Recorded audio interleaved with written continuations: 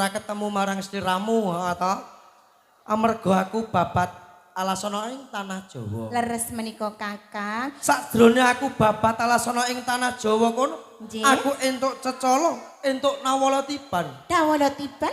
Dijaluki sabiyantu marang pawongan kae. Isi nawala tiban menika panjenengan kedah sabiyantu marang kadang gesang wonten tanah Jawi. Nanging ora kaya enteng sinangga abot nawala tiban mau, Mbem. Nggih. Sekawet nawala kae aku jal sabiyantu marang pawongan dikongkon ngruwat sengkalane putrane. Mula iki dina aku njaluk ego, pratikelmu aku kudu kepiye, Mbem? Kakang Pendol. Mbem. Panjenengan lak nggih mangertosi tiyang ingkang nandang pangruwatan menika kedah ingkang sampun sepuh mboten kok ateges namung sepuh yuswane ananging ugi bab kawruhe. Bener. Tamangga panjenengan kalian kula menika lak nggih tesih ketingal muda taruna. Mbok menawi panjenengan nyarujuki pripun? Yen to panjenengan kalian kula sak menika gantos jejuluk gantos asma kados menika tiyang gesang wonten tanah Jawi mijil kakung menika rak nggih kasebut kaki. Nggih ingkang wadon menika kasebut nini. Bener. Pripun panjenengan nglamur laku gantos jejuluk kemawon Kakang? Mbem. Kula. Yen aku ndahar aturmu kae, Nggih. aku mangerteni apa maksudmu kae. Ha to? Supaya kowe lan aku dadi tuwa-tuwa nggane ana ing tanah Jawa kene. Leres. Wiwit dina iki aja nganggo jeneng Raden, Penton lan Raden apa maneh. Anggih saene pripun? Nanging nganggo jeneng Kaki Legayek lan Nini Legayek, Mbem. Kaki legaya lan kula sak menika nini legaya. Kaki legaya. Nini Legayek. Yen to kados mekatan lak nggih sampun jumbo kalian kahanan. Samangkene yen wonten kadang gesang rawuh wonten rompok panjenengan kalian kula menika nyuwun pitulungan kagem ngruwat putra putrinipun lak nggih mboten ngujiwani to. Pancen bener. Nggih. Heeh. Nanging ngene ya Nini. Pripun kaki legaya? Sak bubare kowe kelawan aku nylamur laku, heeh to. Nggih. Apa kowe ra mireng kae? Manuk prenjak ganter-ganter sak jabane omah kae Nini. Kaki legaya. Prenjak tansah ganter-ganter sansaya banter. Sasmitane para pini sepur rumiyin yen ana prenjak sing ganter-ganter kae mesti bakal katekan tamu. Kasunyatan iki dina ana tamu rawuh ana rompoke dhewe Nini. Anjing, kaki legaya tumus menapa tumus nggih prenjak ingkang ganter-ganter sak menika panjenengan kalian kula menika karawuhan tamu. Bener. Menapa panjenengan sampun tepang tamu menika? Babar pisan aku durung kenal tamu sing rawuh kae. Nggih. Coba ndak dangune sak ontara Nini. Sumangga. Assalamualaikum warahmatullahi wabarakatuh. Waalaikumsalam warahmatullahi wabarakatuh. Nuwun sewu. Panjenengan menika paring asma sinten, Pak? Saking dusun pundi kok kersa rawuh wonten rompokipun kula kalian garwa kula wigatosanipun menika menapa nggih? Kula saking talangatiripun Bapak Purnomo dalah Ibu Sariem ingkang sepindah inggih menika badhe silaturahmi kaki legayek. Ingkang kaping kalih badhe nitipaken putranipun Bapak Purnomo ingkang keparingan asma Sinta Anggraini dalah adik Siska Maharani ingkang gadhahi gethek ciri kembang sepasang kaki legayek. Nuwun sewu. Panjenengan ajeng pasrah putra panjenengan kekalihipun. Nggih. Napa panjenengan sampun ikhlas lahir batos panjenengan? Pak? Ikhlas. Ibu sampun ikhlas nggih. Kae coba dijak rene to Nini. Nun sewu. Panjenengan ampun nalit ing kalih amargi ing sak mangkene putri panjenengan kekalih badhe kula reka kados putra kula piyambak. Nggih. Nun sewu tasih wonten wigatosan meh napa sampun kerampungan, Pak? Sampun cekap kaki legayek. Mbok menawi sampun murakapi mbok ajeng kundur sumangga. Assalamualaikum Waalaikumsalam warahmatullahi Kang atos-atos. wabarakatuh.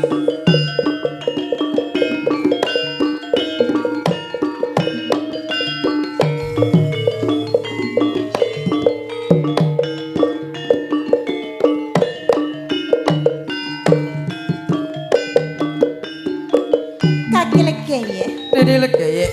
Rezeki ingkang boten kanyono-nyono. Sampun Tigang dasa lawase anggenipun kula kalian kaki legaya bebrayan menika lak nggih dereng pinaringan momongan. Bener. Dinten menika sampun pinaringan momongan boten namung sawiji nanging langsung kekali. Kaki legaya. Nini legaya. Banget bungae ati kula. Senajan to menika namung putri titipan ananging bakal kula wentah kula rengkoh kados anak kula piyambak. Wis sak mestine kaya mangkono Nini. Nggih. Putra sing kok antu-antu lan sing kok tama-tama. Nggih. Anggonmu nyuwun rinten panteraning ratri Nggih. marang Gusti kang gelar jagat kasunyatan iki dina wis kelaksana. Leres menika kaki legaya.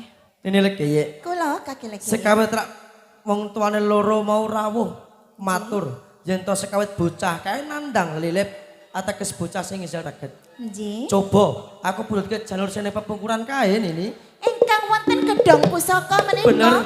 ngestakaken dawuh bakal kula pendhetaken menapa ingkang panjenengan kersakaken. Iya ya Nini.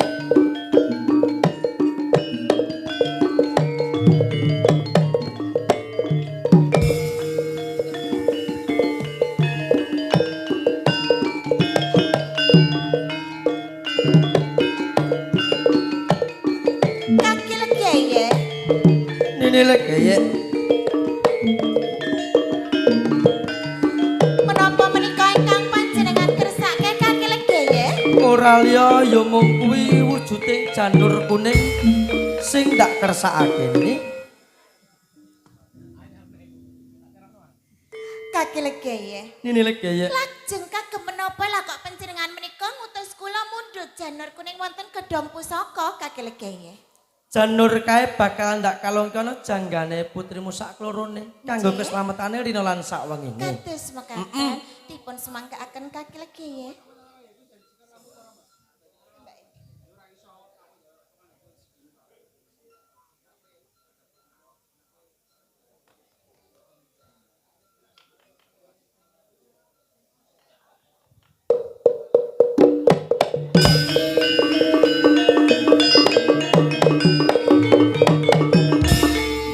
Kaki legaya.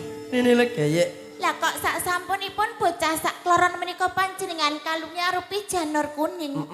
Pasuryane tansah cumpleret tambah sumunar, tambah manise tambah ayune kaki legaya. Nini legaya. Kula kaki legaya.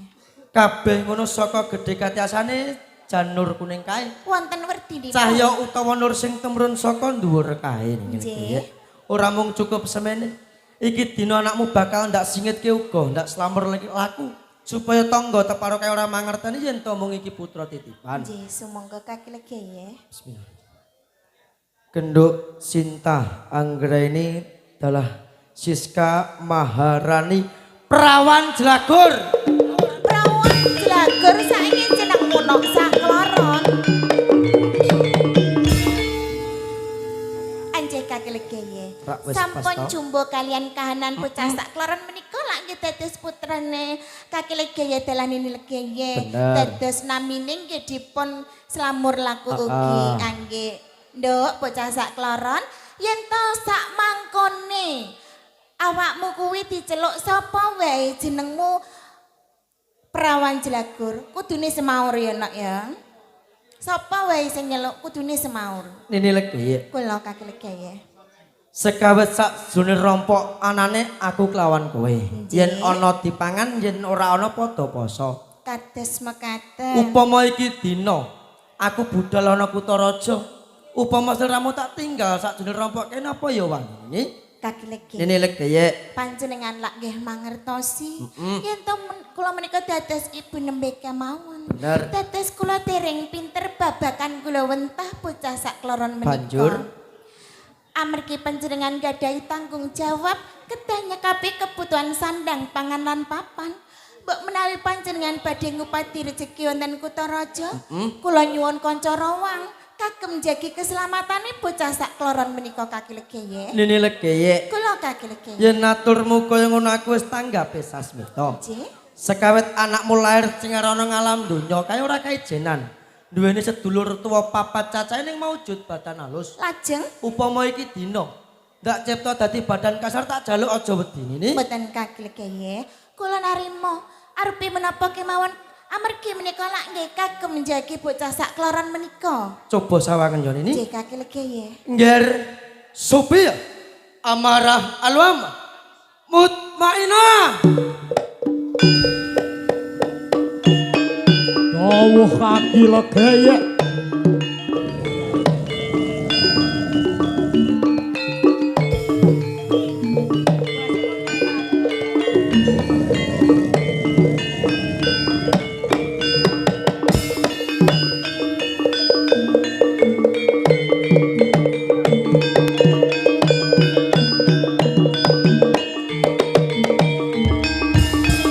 Nini legayek Kaki legayek.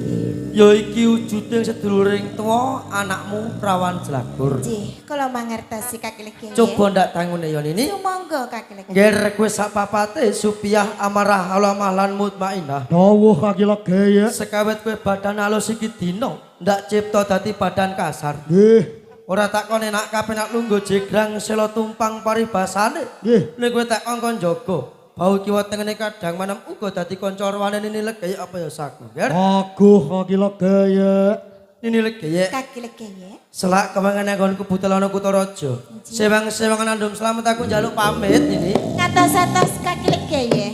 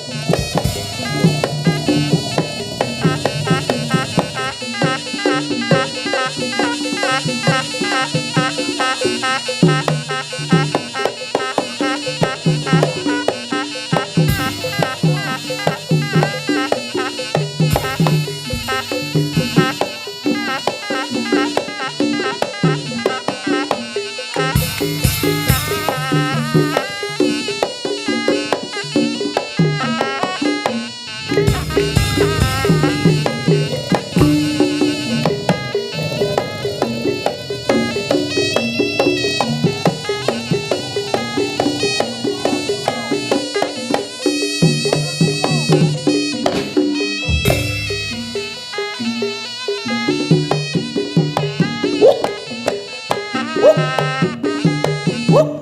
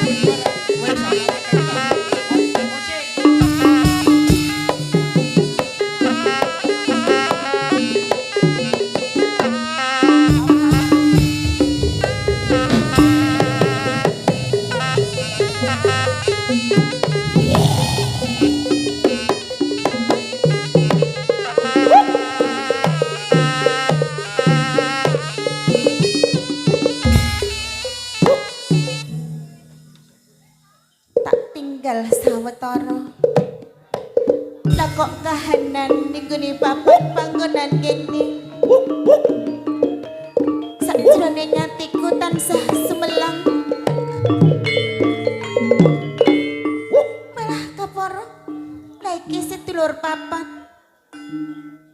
Kowe padha jejagongan.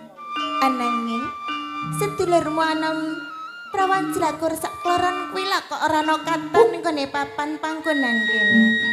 Coba undang ajak ning gone papan panggonan kene supaya bisa sapejagong kelawan kowe. Uga nene legene. Mutmainah. Lah kok kowe nyedak-nyedak marang nene legene. Sajake ana sing arep mau aturke. Janjane ana kedadian napa Mutmainah? Kepareng matur Nini Legeye. Nanging saderenge matur, kula nyuwun ngagunging pangapunten ingkang kathah Nini Legeye. Mutmainah. Lah kok kowe arep matur wae dadak njaluk ngapura? Malah sansaya gawe tratapan ing atiku. Tamangka Nini Legeye kuwi gur ngutus kuwi. Coba undangan kae sedulurmu anom si prawan jlagur. Malah sajak kowe nangis lho. Janjane ana apa? Arep matur apa kowe Mutmainah? Nini Legeye. Ya Mutmainah. Rikala semana sekawit kaki Legeye dalah Nini Legeye anggene pasrah kadang anem kula. Ing mriki kula nembe gegojekan saantawis Nini Legeye. Banjur Nembe kemawon kula ngantuk sakliyepan Nini Legeye. Ananging tangine kula toleh kadang anem kula mursa Nini Legeye.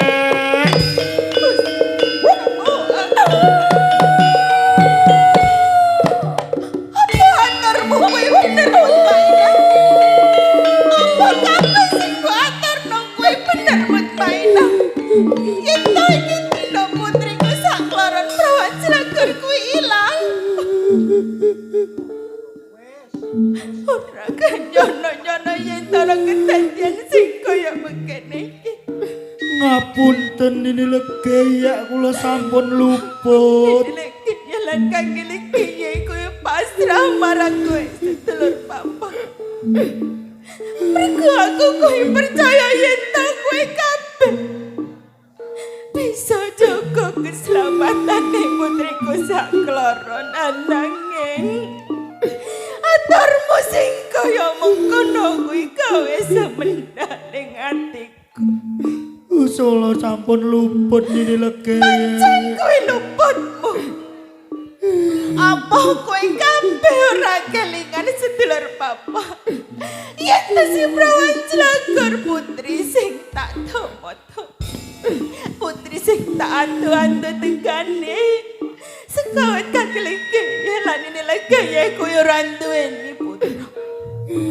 Rino lan wonge pandung aku kepengen duweni momongan. Bareng saiki aku pinaringan momongan. Nanging gampang banget yen to kowe ngomong yen kowe luput. Tamangko. Kowe kabeh uga mangerteni yen to si Prawan Jlagor kowe putri titipan. Itu mengko wong tuwane tindak ana papan panggonan kene lan kepengen mangerteni. Putrine aku kudu angsulan sing kepiye. Nini Legeye, kula ingkang sagah ngupadi anggene murjane kadang anem kula Nini Legeye. Ana kedadian sing kaya ngene iki nganti putriku sakloron ilang wae kowe ora mangerteni. Gampang temen yen to kowe ngomong kowe sanggup goleki papan dununge putriku Ngapunten sakloron. Nini Yen Legeye. to kowe sanggup, kenapa nganti ana kedadian putriku sakloron kuwi ilang mutmainah? Kula sampun luput Nini Legeye. Pancen ora mung kowe sing luput ananging Sophia amarah uga alama. Nini Legeye, Kutu-kutu aku paring pituno marang kowe. Nini Legeye. Kutu aku paring pituno ananging sajroning atiku sing duwe rasa kamanungsan. Mutmainah. Nini Legeye, sampeyan tansah kudu emut. Anggene welinge kaki Legeye rikala semono Nini Legeye. Jen bener. Nini lagi wae kelingan yen to sadurunge tindak kae. Kaki lagi paring pauling marang Nini lagi yen to ana kedadian. Lan aku lawan kowe sedulur papat ora bisa mutasi. Aku kudu nimbali asmane kaki lagi. Apa mergo bab ora kaya ngene iki sing dikarepake kaki lagi Mutmainah? Dadi sing bisa nemokke nang di papan dununge si Prawan Jlagor sakloron kuwi ya mong kaki legeye. Aku njaluk sabiyantumu sedulur papat. Nggih, Nini Tolong Legeye. tetunggo marang Gusti. Muga-muga lakon iki enggal-enggal karampungan lan putriku sakloron Prawan Jlagor bisa ditemokake. Nggih. Kaki legeye. Kaki legeye enggal-enggal kotor kaki legeye. Nini Legeye aku sing bali.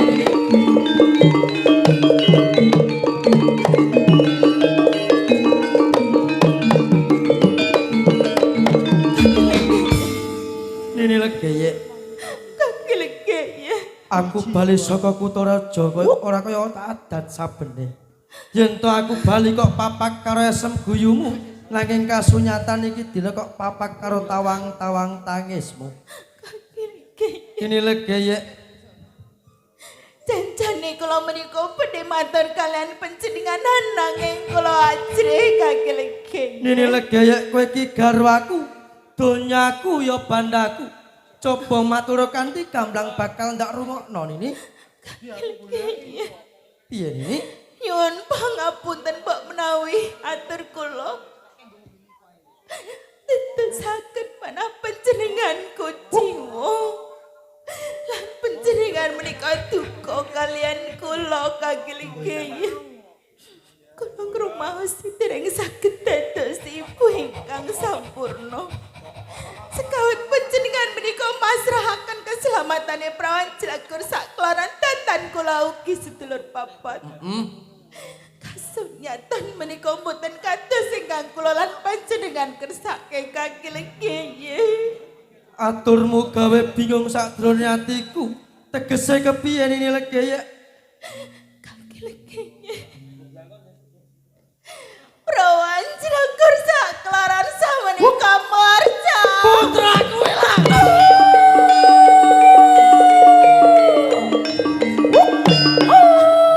Pangapunten kagiling-gaya. Menika lempat kula kagiling-gaya. Nini Legeye, Kagiling-gaya. jaga putra loro wae kowe ora bisa. Mongko bocah kae dudu putrane dhewe. Bocah kae bocah titipan. Mengko yen ana wong tuane rawuh, isen wirang apa sing tak tampa Nini. Menika ingkang kula sumelangke kagiling-gaya. Sekawe taturmu gak saguh jaga putramu saklorone. Nanging tembungmu kae wengis. Tembungmu kae ngayawara. Mboten kados mekaten ingkang kula kersake kagiling-gaya. Kagiling-gaya. Nini Legeye, Lajeng kula kedah pripun kagiling-gaya. cukup anggenmu tawang-tawang tangis. Iki dinaku tansah nglenggana. Yen to sekawit iki dina kula aku tansah tutuh pinutuh ora bakal ana rampung kene. Kagiling-gaya. Sirame iki dina tak atur munggah ana sanggar pamujan. Maminta marang Gusti kang gelar jagat supaya bisa baline anak mono ing pangkonmu Nini. Yen menika ingkang panjenengan kersake, kula bakal wonten sanggar pamujan. Kula bakal nenuwun memuji kanthi ikhlas lair sajroning batin kula. Supados bocah saklaron menika prawan Jelagur enggal-enggal kepanggih kagiling. Tak jaluk aja kendhating donga Nini. Kula pamit kagiling. Iya iya Nini.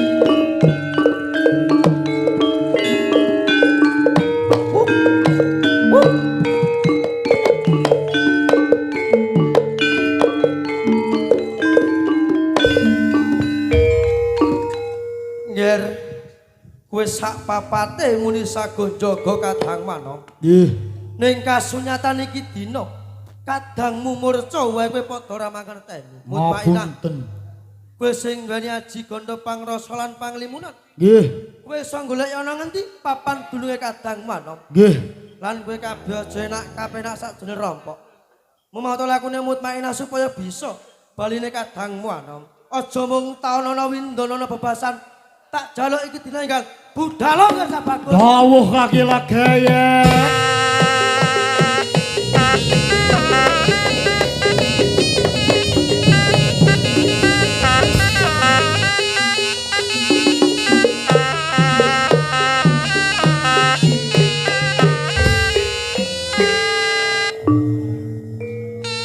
Dalah nger supiah amarah alamah lan kowe mutmainah. Dawuh kagiling-gaya. Sekawet kowe tak kongkon golek ya nang ngendi papan dulunge kadang manom. Nggih. Ning kasunyatan iki dina kowe wis wani bali ana pengarepane kaki legeyek lan Nini Legeye. Nggih.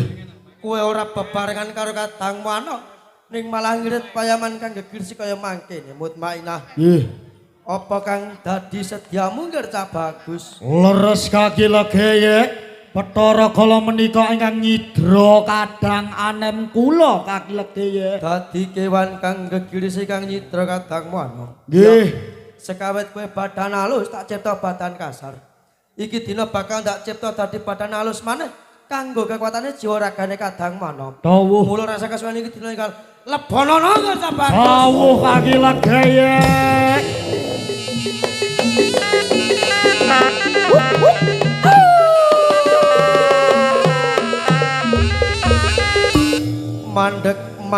mandek satrio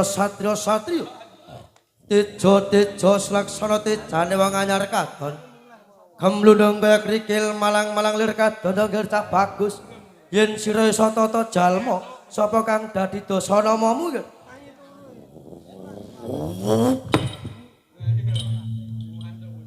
Hei, menungso kaneng paran tambuh marang aku. Ing lemah Jawa kene ora ana loro, uga ora ana telu. Kuwi mung sawijaku. Ajuluk Sri Bathara Kala Gelap. Balik.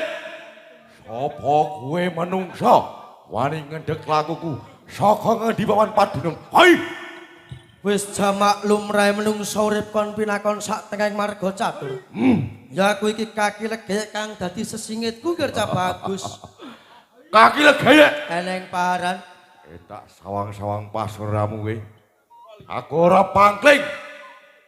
Aku isih eling marang jejermu kaki legayek. Kowe nylamur laku arep dadi apa aku isih eling. iya Kowe iki pawongan ireng cemane loko sekembaran. Yo Raden Pentul. dasar kepara nyata. Raden Pentul kaki legayek. Iya Miras pantas kebenaran aku bisa adu arep karo kowe. Ya ana ing papan kene. Aku kepengin nagih janjine Raden Pentul nalika sejarah tanah Plojo. Jabang pangane Sri Bathara Kala Gelap siji nembe itu pamungkas. Kaki legayek. ning paran Yen kepengin mangerteni aku wani besak jroning desa Pasuruan Lor kene dukuh goleng. Aku nggodho. Aku ngrumangsani. Sak jroning dukuh kene kuwi ana pawongan sing duweni jeneng Bapak Purnama. Dalah Ibu Sarim. bener Kowe duweni anak loro cacahe. Wadon kadon. Wis kena darani bocah kembang sepasang. Ning kene yo. Sakwise tak tadah kala mangsaku. Ora gawe tentrem ayem sak jroning wadokku kepara gawe sangsarane. Napa kaki legek sebabe? gelap sayut Ene paron. yen kowe takon apa sebabe sakwise kowe nadah kala mangsa putrane Bapak Purnama sak keluarga kae ora ndadekake ayem tentreme sakjroning go garbamu Yo.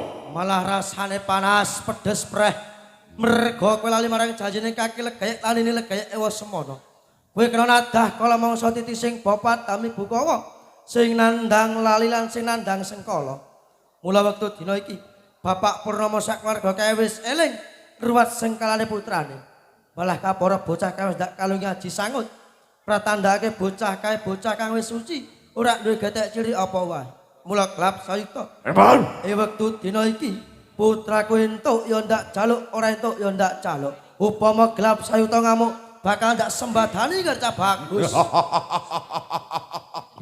Weh, ndak dalah kaki legayek. ya Enak kepenak angger kok jaluk. Sri Bathara Kala Gelap saya to kamu bakal kok sembadani. Bener. Kaki legayek. Endok kok jaluk. Ning.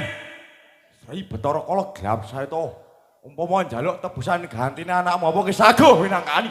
waton donya wujud bakal ndak wujudi apa kang dadi panjalukmu kowe njaluk Mas Bicis Raja Brana busana sing gemebyar kae waton siji aja mudune lintang kelawan rembulan kae gercah bagus Kaki legayek. Aku ora mbutuhake busana sing gemebyar kowe. Apa meneh tumurun lintang lan rembulan. Anakmu kuwi raga. Raga kekantilan nyawa sing kepanjingan sok. ya Inangka gantinan raga sing kepanjingan sukma. Wis sing nganggo sartose. Kangaran pitik putih loro cacahe wis sing angka bisa. sak banjure Sing angka loro. Beras rong fitrah pawon sak cukup. Sing angka telu. Mori rong dedek rong pengawe. Ora esuk ora sore.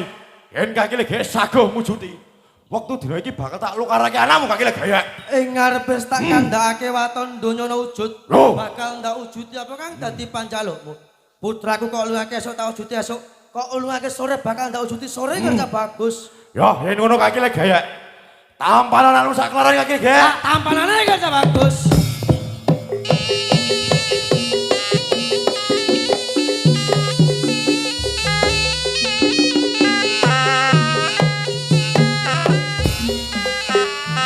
ini legayek cukup anggonmu mempen semedi maminta marang Gusti kang gelar jagat ini legayek tak anturi jugar anggonmu semedi ini legayek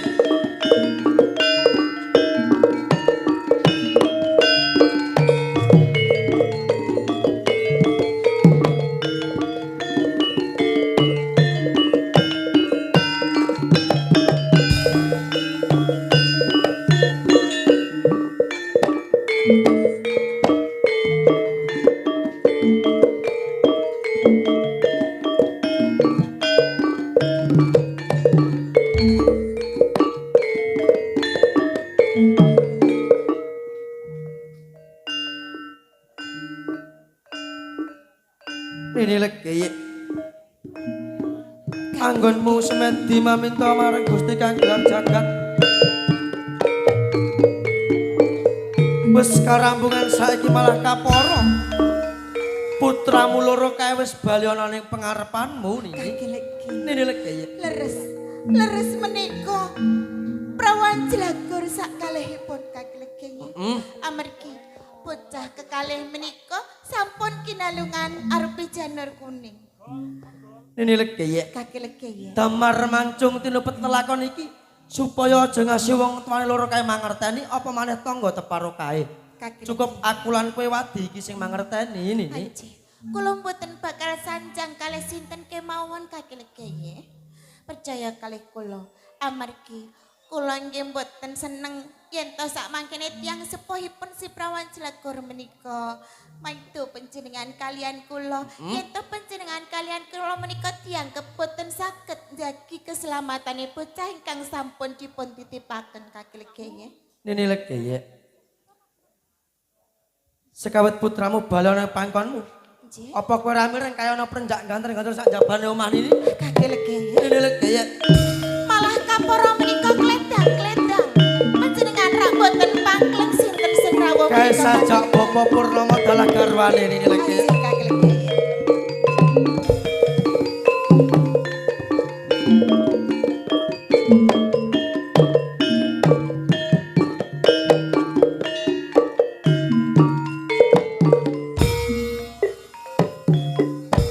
Assalamualaikum warahmatullahi wabarakatuh. Waalaikumsalam warahmatullahi wabarakatuh.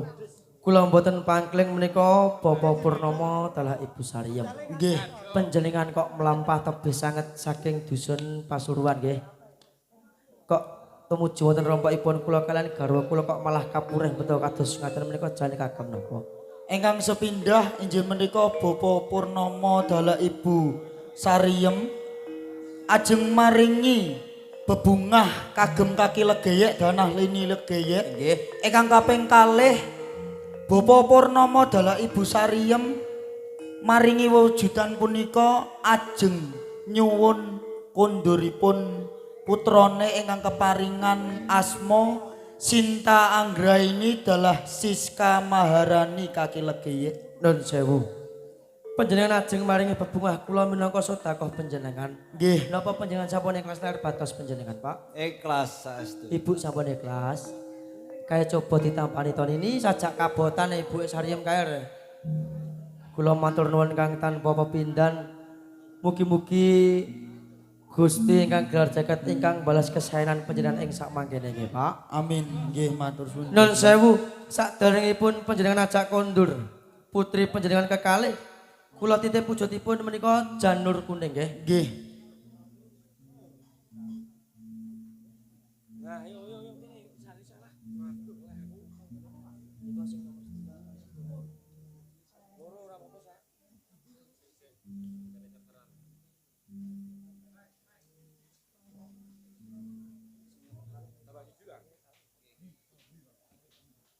Janur menika deket teng andhapipun tilem genduk selami sepasar dinten. Nggih. Nek sampun sepasar dinten janur menika panjenengan larung teng kali sing wonten toyane mili.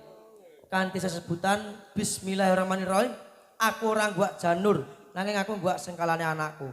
Sebut asmane Fatihah kaping 3 janur panjenengan larung nggih. Nggih. Menika sampun dados putrinipun Kaki Legeye lan Nini Legeye.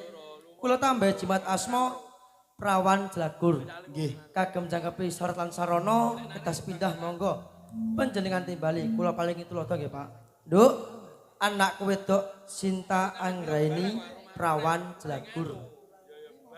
Nduk Sinta Anggraini Prawan Jagur.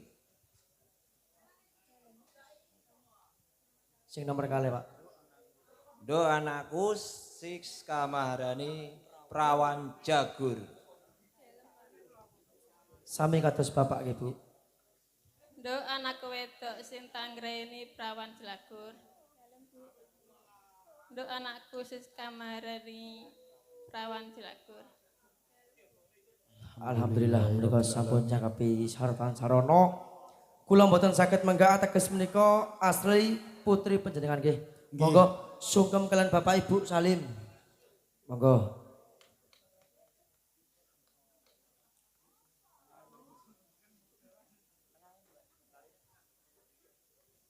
Nun sewu. Tasih wonten wigati kang dereng kawedar napa sampun karampungan. Sampun cekap kaki legeye. Mbok menawi sampun merakapi mboten ateges kula nundung mbak ajeng mangsul sumangga. Assalamualaikum. Waalaikumsalam warahmatullahi wabarakatuh. Kang atos-atos.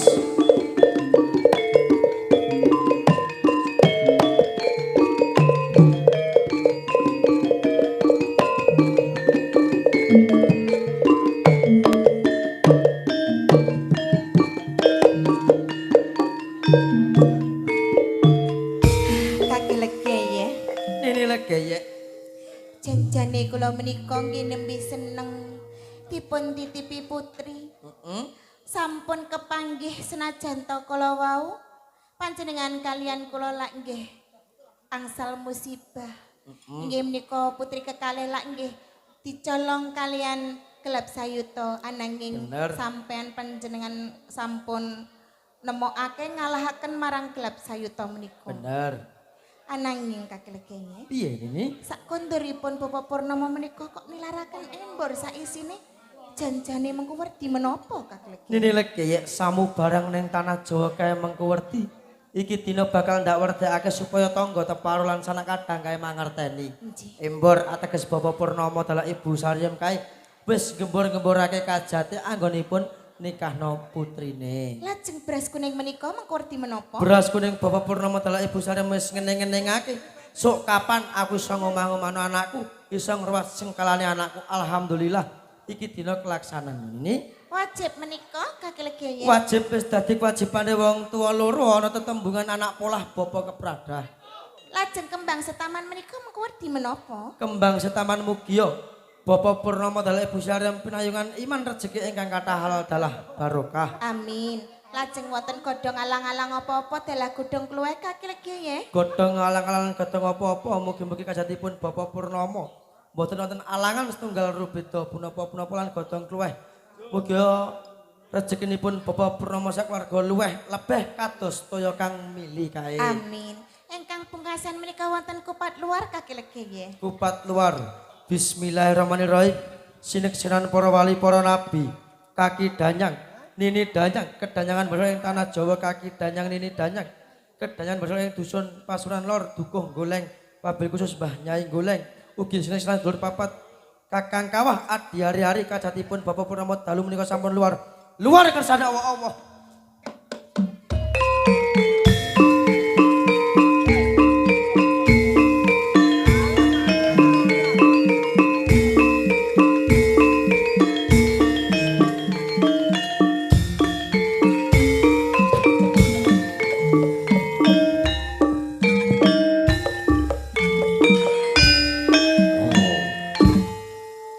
Gelap sayuta. Eneng baran. Sing gedhe pangapuramu marang kaki legayek lanene legay. Upama iki dina kaki legayek lanene legay jaluk sabyantumu kaping pindho apa wis saka, Ger? Aku bagi legay. Yen kaya mangkono jaganan, reksanan griyane Bapak Purnomo rina lan sawengi. Yen ana bebeng ritu saka wetan, Tak papak tak baleke ngetan. saka kulon, Tak papak tak baleke ngulon. saka lor, Tak papak tak baleke ngalor. saka kidul. Tak papak tak baleke ngidul. Bagus kiblat papat wis kok adepi. Sing kok jaluk pitik putih mundul sak pecak bakal. Oh, lagi. Iki kok bagus.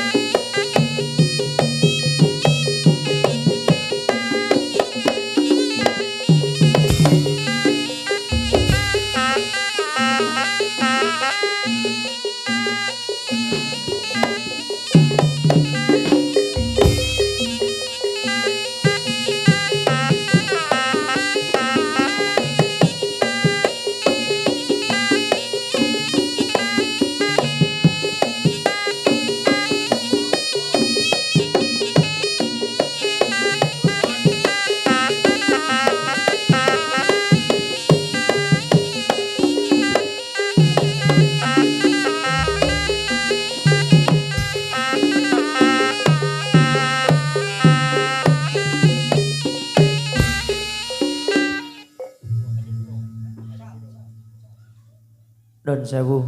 Megah-megah tenang kalian penampakan. Mbok bilih wonten klenta-klentu nyun agung ing samudra bakar sami. Jaya-jaya Wijayanti, rahayu-rahayu rupeta kalian sambi kala. Purna.